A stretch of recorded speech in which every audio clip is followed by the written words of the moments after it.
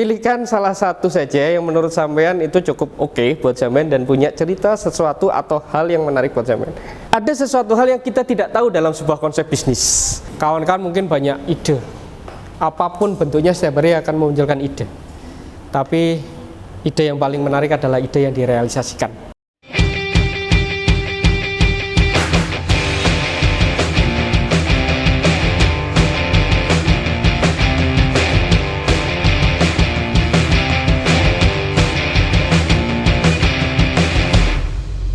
Mari kita mulai.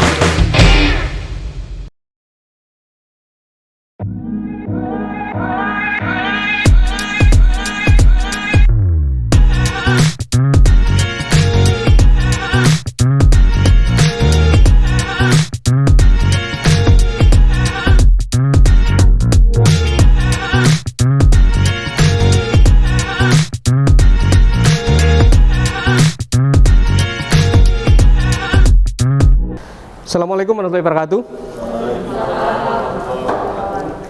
Alhamdulillah, terima kasih untuk kawan-kawan dari Unikama memberikan kesempatan saya untuk bercerita sesuatu tentang apa yang disebut sebagai digital branding. Ada yang kenal saya, ada yang belum kenal saya. Perkenalkan, saya adalah Dadi Wahyu. Mas, dari kejauhan nampak blimbing wuluh, ternyata dari dekat timun. Okay.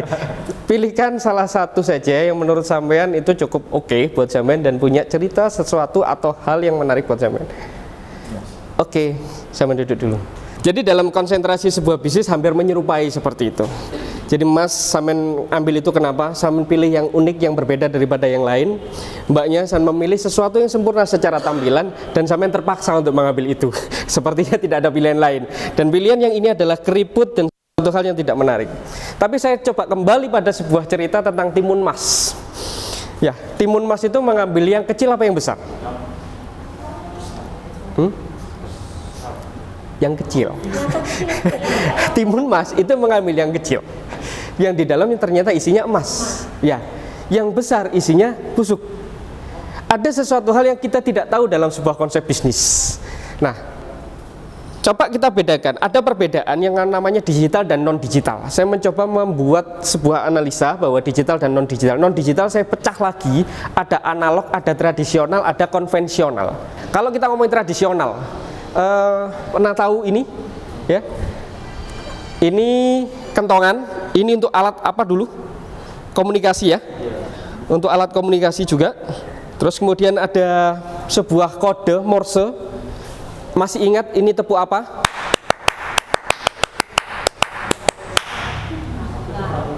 Tepuk pramuka. Nah, itu sesuatu yang dulu diinformasikan, ditransferkan ke seseorang bahwa melalui sebuah kegiatan yang tradisional ini adalah sebuah alat komunikasi. Nah, ini sesuatu yang kebiasaan akhirnya menjadi sebuah tradisi dan menjadi sebuah budaya. Masih ada yang punya telepon ini? Ada yang punya tapi sudah tidak lagi dibayar? Ya, ini hanya untuk sebagai verifikasi kartu kredit. Punya nomor telepon 0341 dan segala macam. Apakah ini menjadi sebuah bagian yang sudah terlupakan? Ya, dulu kalau kita antri di wartel yo, waduh antri jajar-jajar gitu, ngenteni telepon pasangan gitu. Ini cukup diminati zaman dulu. Kegiatan yang hari ini pun juga masih banyak dilakukan adalah juga melalui ini pakai telemarketing. Tapi sekarang telemarketingnya sudah berubah lagi menjadi 081, bukan lagi 0341, 031, 021, bukan. Karena nomornya bisa acak 1000 berbeda nomornya di telepon. Kalau mau tagihan kartu kredit juga nomornya mau di close itu terus banyak sekali nomornya. Ini konvensional. Next. Nah, saya juga melihat dari pakar pemasaran. Branding itu apa? Adalah segala usaha yang dilakukan oleh sebuah bisnis untuk membangun mereknya. Saya ini masih membaca, saya masih melihat, saya masih mencoba merespon. Menurut Philip Kotler, yang mungkin orang ekonomi pasti kenal semua siapa beliau gitu. Katanya branding itu merupakan nama, istilah, tanda, simbol, rancangan, atau kombinasi dari semuanya yang dimaksudkan untuk mengidentifikasi barang dan jasa atau kelompok penjual untuk membedakannya dari barang dan jasa pesaing. Apakah seperti itu? Saya masih merespon itu menjadi sebuah literasi saya. Saya bukan mengatakan tidak, tapi saya menjadikan bagian ini menjadi referensi saya untuk berpola pikir untuk dalam sebuah konsep bisnis saya di digital branding ataupun branding. Next. Nah, ketika saya ngomongin perbandingan digital, ya, analog, tradisional, konvensional, ketiga-tiganya itu bisa dikonversi menjadi satu di sana. Kalau TV ya bisa, kemudian bikin kentongan juga bisa, telepon juga oke. Wow, ini kalau nggak mau bergerak sedikit ke sana, wes aku ini aja mentok sudah selesai. Jadi rasanya kalau kawan-kawan saya yang dulu berangkat yang sama itu sudah stuck mandek. Kesel aku bro, mulai perjuangan perjalanan kita ternyata tiba-tiba wes kok ini aku nggak mampu. Nah ketika nggak mampu selesai sudah. Tapi saya mengajak kawan-kawan saya ini, ada di perusahaan saya, ada tim riset and development-nya itu dikepalai oleh anak usia 19 tahun. Ada yang tahu artinya kudet? Iya, ada yang nggak tahu kan? Nah, hal-hal bahasa itu ternyata dilahirkan oleh anak-anak generasi Z sekarang. Mungkin 30-40 tahun itu memang generasi milenial. 20-30 ada generasi Z. Yang sekarang yang akan berjuang di dalam prosesnya itu ada generasi Alpha yang hari ini masih usia sekitar 6-10 tahun. YouTube channel saya sama anak saya gede duitnya, gede anak saya 6 tahun. Dia pendapatannya 1 bulan sekitaran 2,5 juta. Anak saya review apa? Review bandengan. Saya memberikan respon tentang masalah branding dan saya nggak ada apa-apanya duitnya. Saya harus belajar pada anak saya dan saya nabung dari investasi YouTube channel anak saya. Mungkin kalau mau follow namanya Wara Alvaro Gaming.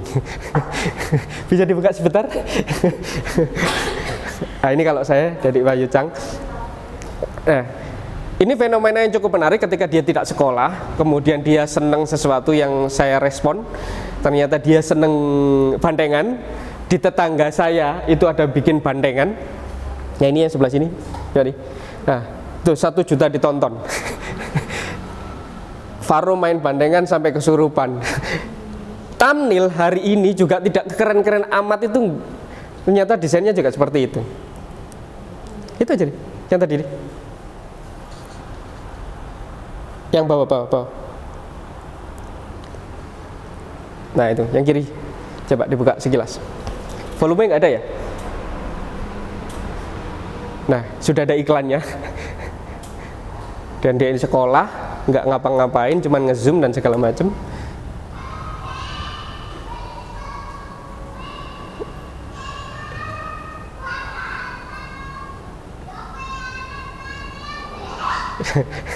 Anak kecil ini ternyata mampu mensupport kegiatan kria ada di sebelah saya, yaitu produk bandengan.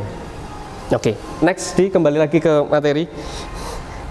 Silakan nanti bisa di subscribe. Nah, coba saya mencoba membuat perbandingan. Ngomongin yang digital, ngomongin yang analog, tradisional sama konvensional. Ya mungkin datanya kurang akurat, bukan tidak akurat, kurang akurat. Next. Sebelah kiri disimpan di dalam sebuah server, ini tidak disimpan di server. Kalau kentongan di server disimpan di gudang dan itu juga akan rusak. Next. Influencer, ini billboard. Saya punya beberapa titik billboard di Indonesia. Ketika saya melakukan kegiatan influencer dengan influencer sama impactnya dari billboard, memang bisa dikatakan data yang di sebelah sini tidak, data di sebelah influencer ini adalah bisa saya dapatkan view dan segala macam, tapi ini masih prestisius billboard. Next. Saya ini bukan dalam artian membuat versus ini adalah membandingkan dan ini paling akurat, tidak. Nah, ketika saya ngomongin brosur dulu, waktu saya kan masih ada percetakan dari event tadi, saya kemudian masuk ke percetakan, saya masuk ke advertising, saya masuk ke branding dan saya rubah nama saya dari Utero Production, Utero Advertising dan sekarang adalah Utero Indonesia. Dulu brosur orang kalau nyetak setiap bulan atau spanduk itu setiap bulan ratusan ribu. Setiap minggu pasti naik masang spanduk tim saya. Tapi hari ini 1 bulan tuh naik spanduk masang itu hanya segelintir. Semua katanya larinya ke sosial media semua. Bayangkan, saya mengeluarkan uang, klien saya mengeluarkan 1 juta rupiah untuk sosial media, untuk iklan, itu sudah dapat sesuatu yang bisa diukur.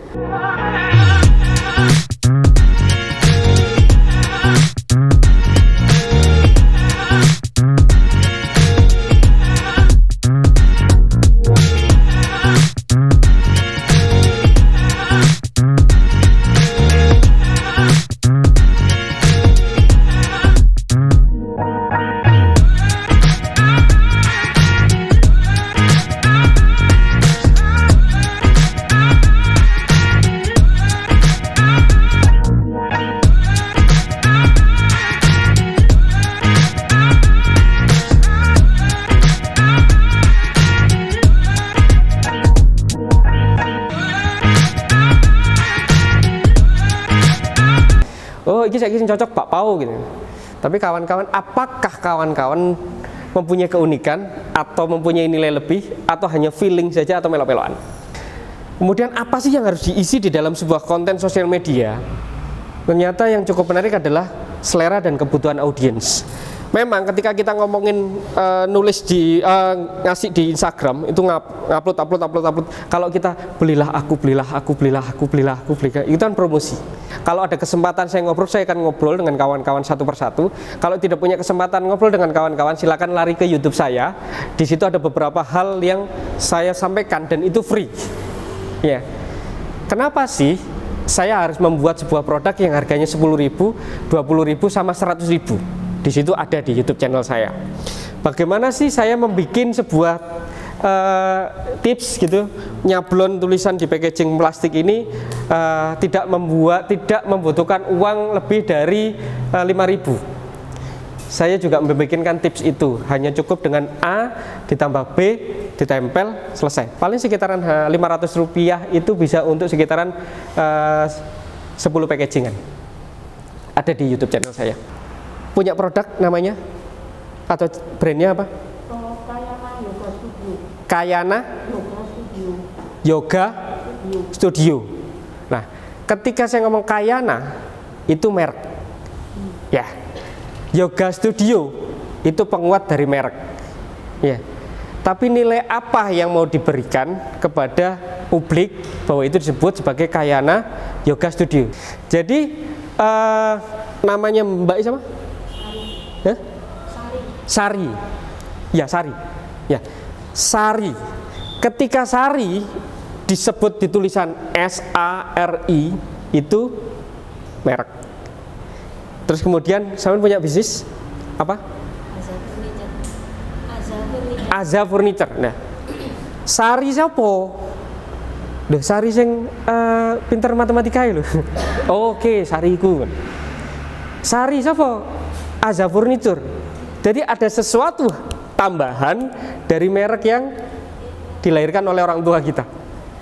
Jadi Sari tok itu nama merek. Tapi ketika itu ditambah sebuah nilai sesuatu, itu ada brand. Branding, kalau secara kata bahasa brand plus ing, sesuatu yang dikerjakan, sesuatu yang diaktifkan, brand yang diaktifkan itu adalah branding. Ya, strategi itu semua bisa dilakukan. Oke, next. Nah, kemudian ada yang menyebut sebagai rebranding yang tadi kan, mungkin kita mengkorelasikan sesuatu hal yang saya tulis dan saya korelasikan dengan segala macam temuan saya.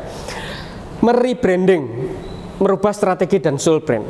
Waduh, ternyata strategi yang saya bikin itu kemarin kurang tepat. Karena target market saya harusnya itu anak SD, bukan anak SMA. Saya harus merubah arah market saya. Yaitu di rebranding. Rebranding bukan hanya tentang revisual tok loh ya, bukan merubah sebuah gambar visual, tapi merubah sebuah strategi. Ya, ada pernah calon klien saya itu datang ke saya, Mas, saya mau bikin mie kayak Mega John, kan sama yang bikin. Target marketnya siapa? Sama Mas dengan Mega John.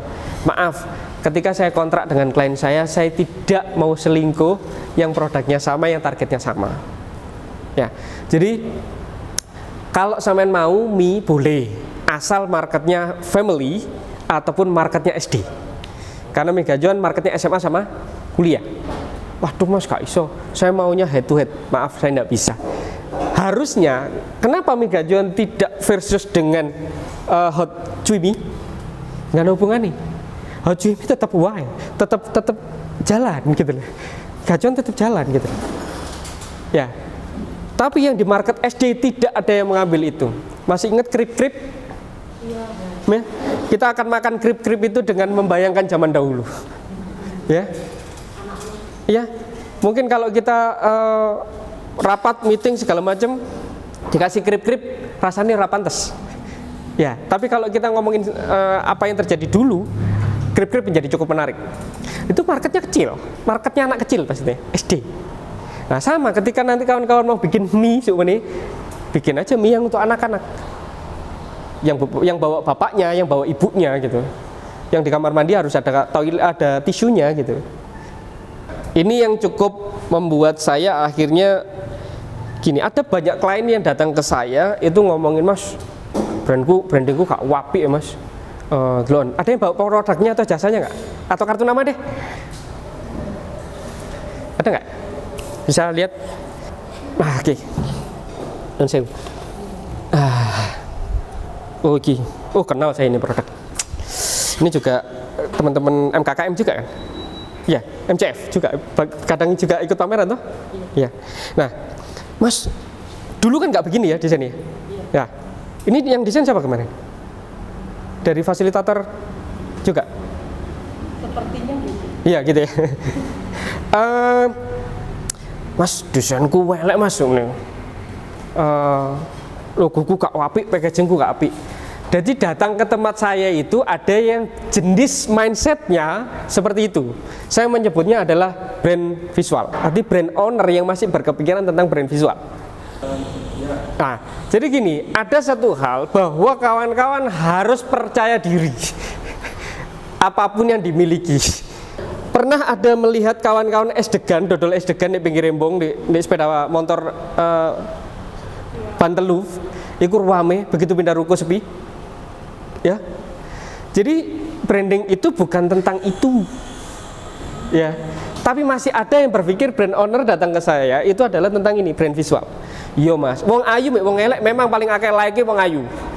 Ya. Tapi apa yang ditawarkan di like itu? Kalau pesan desain gitu, bikin kalender ini, desainnya tok loh ya. Kira-kira berapa rupiah? Oke, lebih. Oke, terus? Oke. Kalau 15 juta gimana caranya? Oke. Lihat ya.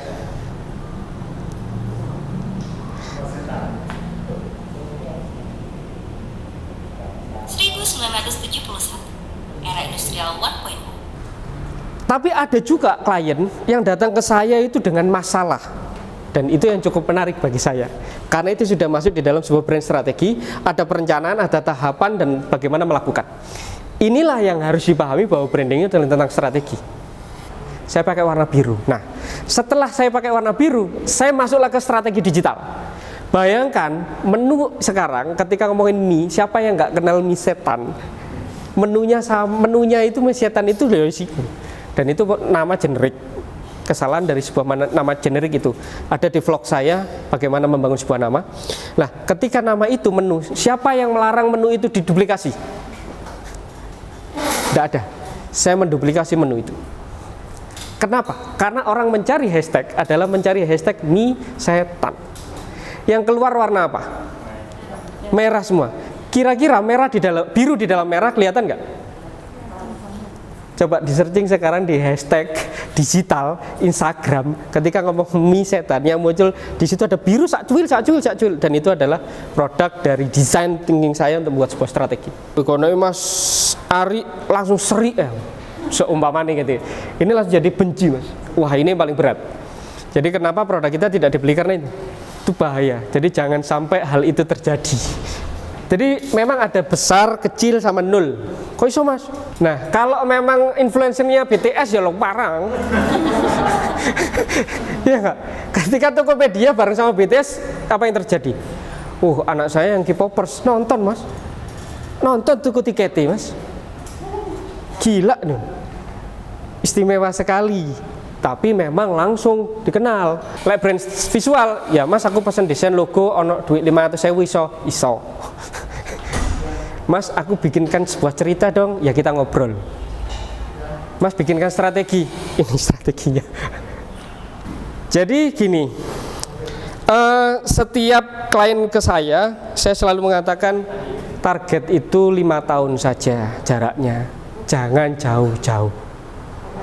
Karena ketika komunikasi sama klien itu seperti komunikasi secara digital sama ya, ini adalah dengan orang-orang yang usianya 5 tahunan.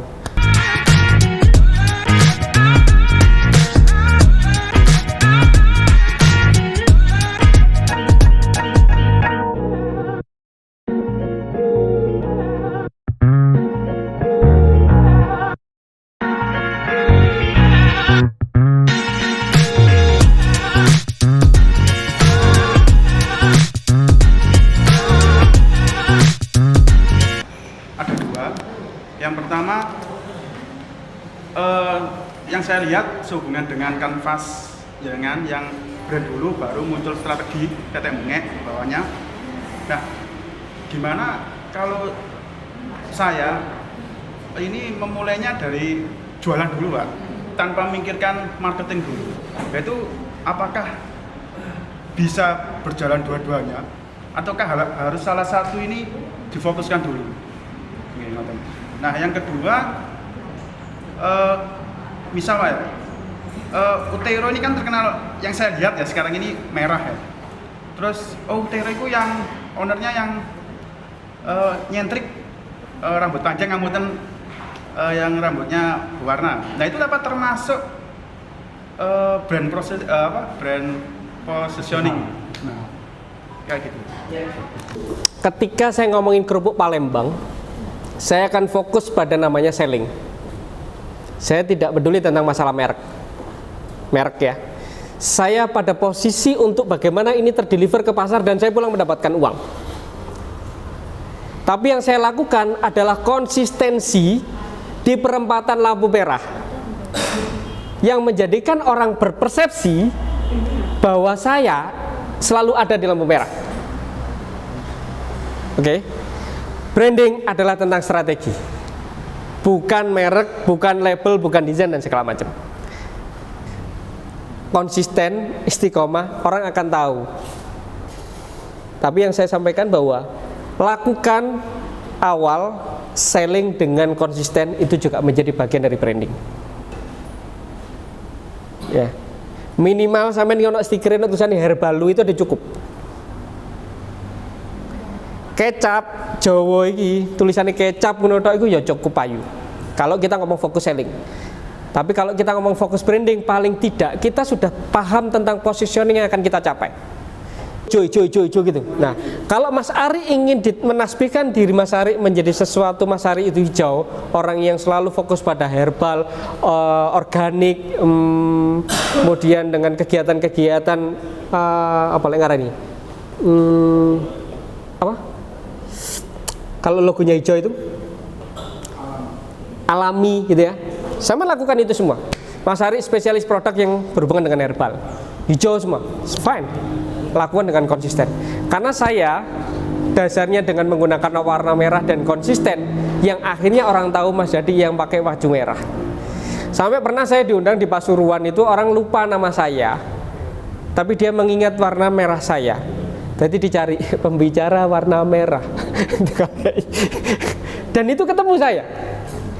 Saya sebenarnya tidak memposisikan itu, tapi akhirnya konsistensi saya membuat itu menjadi positioning di data bilangan. Mohon izin bertanya, bagaimana cara kita agar brand kita muncul dengan SEO organik? Jadi pertanyaannya, ini kan data bilangan, data kata yang diserap oleh Google. Google itu kan search engine, ya, sebuah website search engine yang di ruangan ini semua itu adalah kata jumlahnya.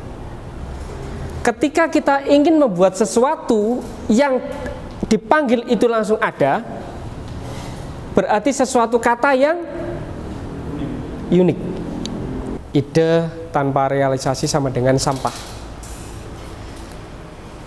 Jadi kawan-kawan mungkin banyak ide, apapun bentuknya setiap hari akan memunculkan ide.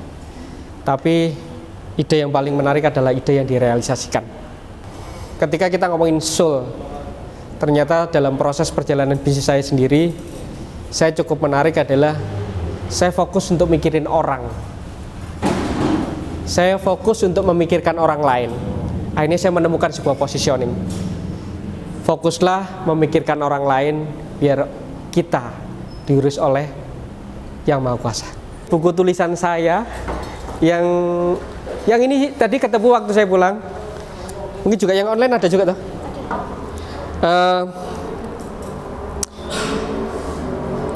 Saya berikan ini untuk kawan-kawan yang usahanya sudah lebih dari 10 tahun. Ada nggak? 10 tahun? Berapa tahun? 2000 sampai? 2013 mengawali beta. Oke. 2010. Terus ada lagi yang di sini paling lama? Ada nggak yang paling lama? 2013. 2008. Usahanya apa?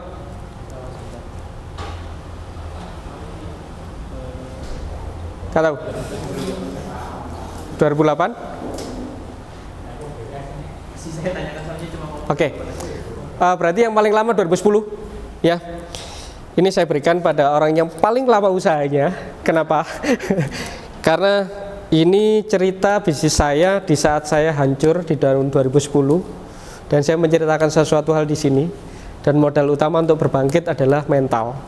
Jadi saya pikir mungkin yang sudah sangat lama sekali, mentalnya sudah cukup kuat, semoga tambah kuat karena sampai tidak sendirian.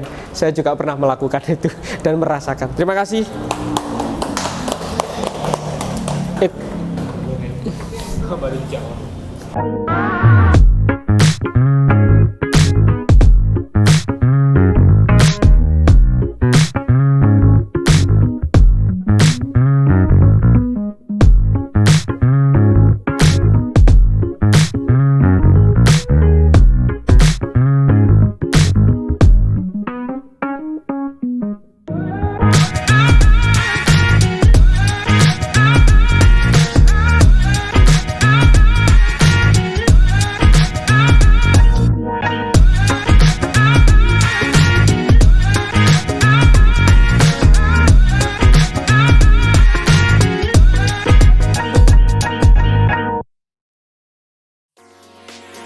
Anda perlu desain logo mulai 2,5 juta rupiah.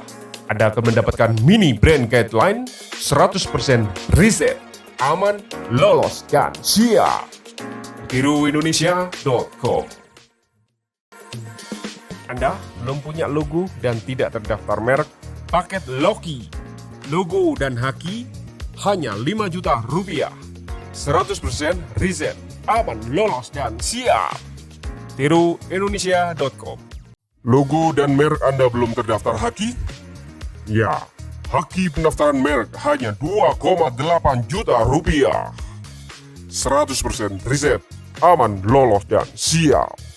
tiruindonesia.com.